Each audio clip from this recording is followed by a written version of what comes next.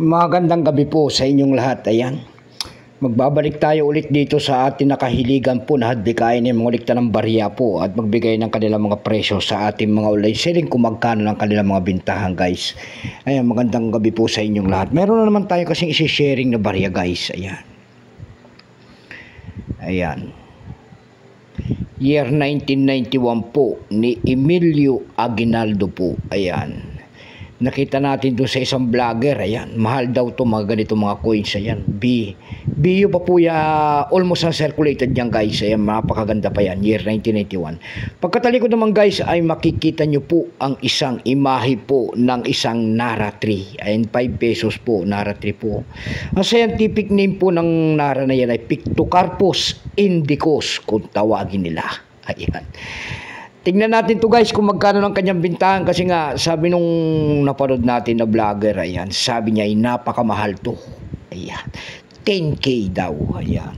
10K daw ang kanyang sabi, hanggang 10K pataas po. Ay 3K hanggang 10K pataas daw ang kanyang bintahan kasi rare coins daw ito. Ayan.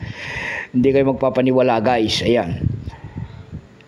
Ang complete set niyan, guys, mula year 1991 hanggang 1994 lamang yan, 4 na taon. Ang complete year niyan, guys, mula year 1991 hanggang 1994, ang bentahan po, kung ako ang tatanungin, ay 180 pesos yung 4 na coins. Ayan. Kaya huwag kayo magpapaniwala sa kanya na 10K. Ayan. Pero pasamantala tayo muna magpapasalamat, guys, sa lahat ng ating masugid na mga manonood dito po sa aking YouTube channel, Samuel Soriano TV 29. Ayan. Magandang gabi po sa inyong lahat. Keep safe po and God bless. Ayan. Maraming salamat din, guys, doon sa ating mga manonood dyan sa aking FB page. Ayan, Samuel Soriano po. Lahat po na nakapalo sa aking FB page. Ayan.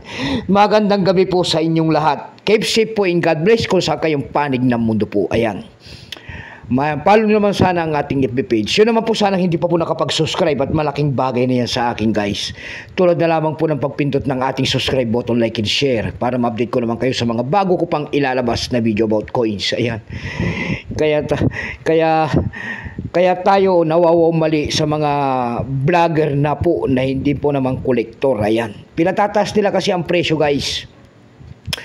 Kaya yung mga vlog ko na iba, guys, makikita nyo po, ayan, 10 pesos po ang aking sinasabi, pero may mga umi-epal, ayan, pinagmumura pa tayo dahil po sa mababa daw yung ating bintahan, guys. Sabi ko sa kanya, ibenta niya sa iba kung may bibili niyang kanyang coins, ayan. Hindi po mahal ang coins na yon, yung 5 pesos po, ayan, yung 5 pesos na Marcos po yung malaki, ayan, pinagpipilitan niya na mahal. Ang mahal po doon ay year 1977, ayan. Huwag mo sabihin ko pala ko, loko ka. Ibenta mo sa iba. Naipektuhan na yung utak mo sa mga vlogger na pinanonood mo na 10K. Ayan. Kaya ibenta mo sa iba yung coins mo, guys. Ayan. Hindi naman tayo nagagalit, guys. Kaso nga lang naapektuhan yung ating mga pangunguleksyon dahil sa mga vlogger na hindi naman totoo ang kanilang mga presyo. Ayan. Ito, guys, sabi niya binili niya ng 10K, huwag kayo magpapaniwala. Yung year 1991, ito, guys, hanggang 1994, ang bintahan lamang po, guys, ay 180 pesos. Ayan. 4 na coins yun. Ayan. Nagsimulang years ito, guys, mula year 1991 lamang hanggang 1994, 4 na taon lamang. Value po nito ay 5 pesos. Currency piso 1967 up to date po. Wala materialis ang ginamit sa barya na yan po ay nickel brass. May bigat lamang itong 9.45 grams. May aba itong 25.5 mm. May kapal po naman itong 2.6 mm. Orientation po ay middle alignment.